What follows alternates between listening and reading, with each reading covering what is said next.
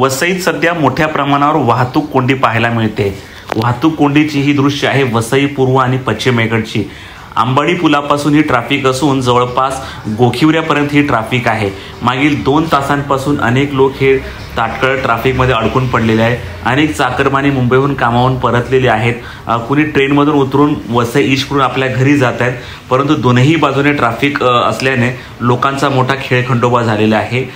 प्रथमदर्शनी मिळालेल्या माहितीनुसार वसंतनगरी परिसरात जे रस्ता रुंदीकरणाचं काम सुरू आहे त्यामुळे हे ट्रॅफिक झालं असावं। त्यातच जुना आंबाडी रिज पूल देखील बंद आहे। अनेक वेळापासून ट्रॅफिक आहे।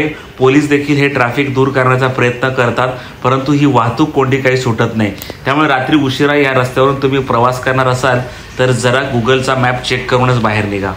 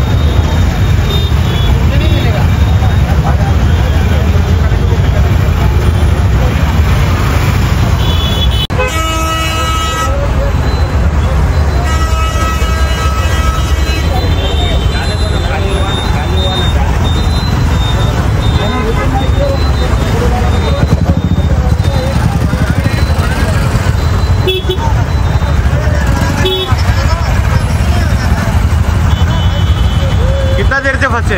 आधा घंटा। कहाँ जा रहे हो? इधर ही बहुत